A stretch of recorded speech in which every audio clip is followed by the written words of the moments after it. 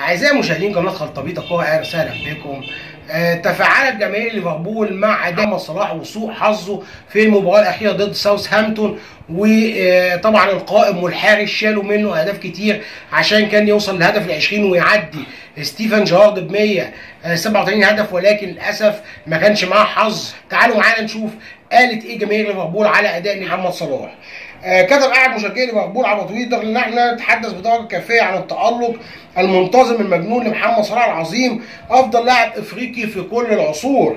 واضاف ثاني: هذا ليس يوم محمد صلاح، في اشاره طبعا لسوء حظه والكره اللي جت في العارضه والاهداف اللي شالها حارس مرمى ساوثهامبتون.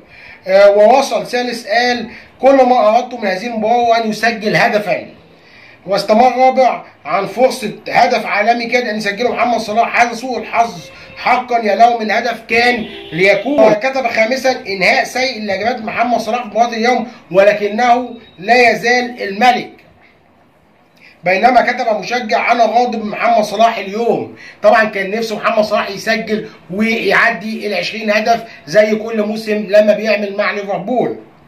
وكتب آخر: يضيع حياته المهنية بسبب يورجن كلوب، هو بحاجة إلى المغادرة من ليفربول. ووصف آخر بأنه رجل غير محظوظ بالنظر إلى ما أحضره اليوم من فرص ضد ساوثهامبتون.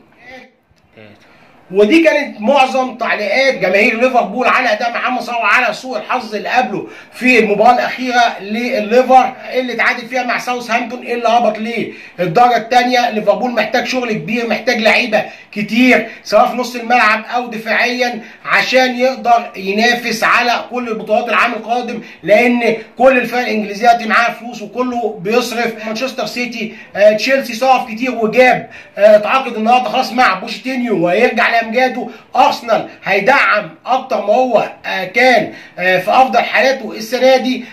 نفس الكلام لنيوكاسل ومانشستر يونايتد وتوتنهام. المنافسه تبقى صعبه، لازم ليفربول يدعم عشان يقدر يستمر في المنافسه. اتمنى رب يكون الفيديو عجبكم. لو الفيديو عجبكم تعملوا لايك وشير وسبسكرايب وتفعلوا الجرس وتدعمونا في القناه. والسلام عليكم ورحمه الله وبركاته.